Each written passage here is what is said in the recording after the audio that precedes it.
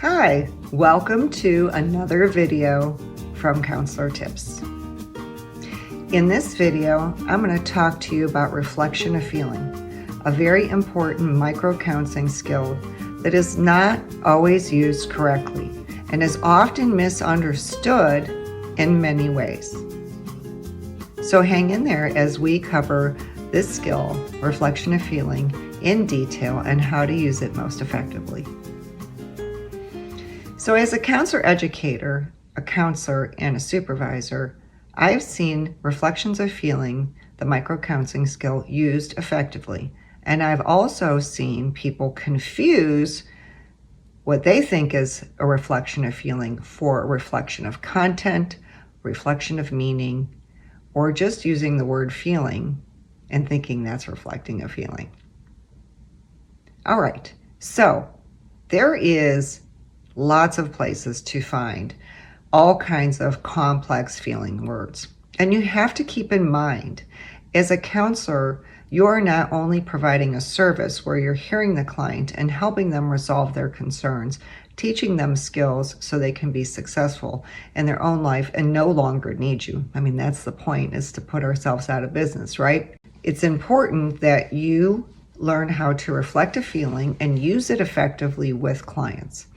So find any kind of resource where you can teach clients deeper feeling words. You are modeling that to the client so that when you reflect a feeling back to the client, you're teaching them deeper feeling words than these 5 typical feeling words: sad, mad, glad, bad, anxious. So you want to go deeper. So here's an example of some feeling words. So instead of sad, you could say despair, distraught, melancholy.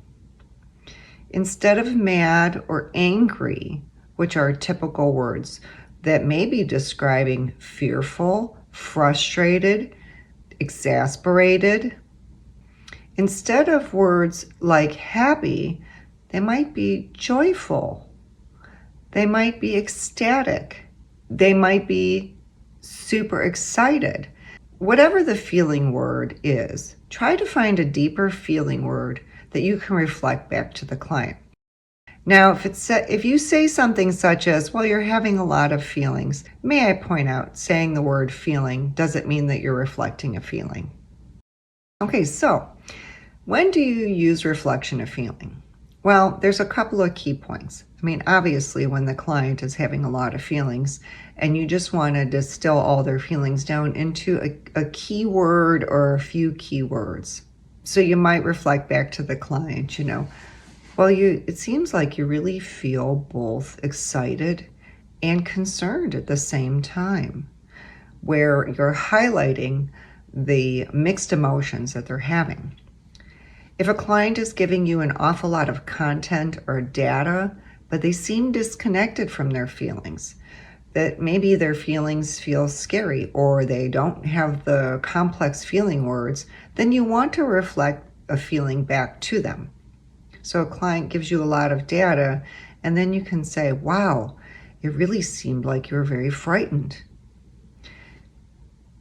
Try to remember that clients will often confuse feeling words as well. So if somebody's driving down the highway and they're doing 75 miles an hour and someone else in another lane cuts them off with just a few inches between their bumpers, a client may be describing what appears to be a very rageful or angry type of response, when in fact, most of us, if we're cut off in traffic like that, especially at high speeds, what we are is tremendously frightened.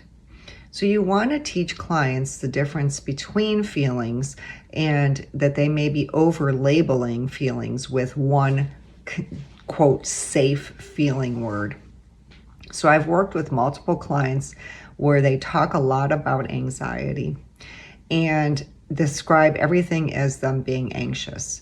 But while working with the client, what we've discovered is that anxiety, as much as anxiety has become unsafe for them, it is their go-to feeling as well as their go-to feeling word.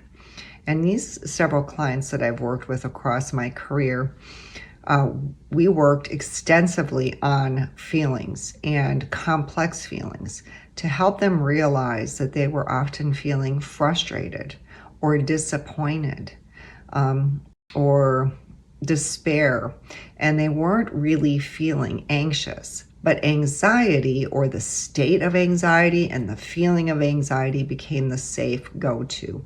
Across my career, I have also worked with people who are completely disconnected from any feelings whatsoever because they use defense mechanisms such as intellectualizing. And so everything was very heady, described as a lot of detail, a lot of content, because of the inability being taught or having a safe environment as a child to connect with feelings. They didn't learn that skill. And in counseling, we had to focus a lot on learning feelings first. And sometimes this is the key that unlocks places where the client has been stalled for long periods of their life, even if it's just long parts of in counseling. So consider using reflection of feeling. It is very effective. But consider using reflection of feeling in places where it works in session. So how do you learn to use this skill? You observe people who are using this skill and do a lot of practice. You can practice with your friends and family members, and they have no idea that you're practicing microcounseling skills, because microcounseling skills are just communication skills. We label them as counselors, especially counselor educators and supervisors, so that we teach counselors in training on how to use effective communication. I certainly hope this video has been helpful to you. If so, please consider giving it a thumbs up.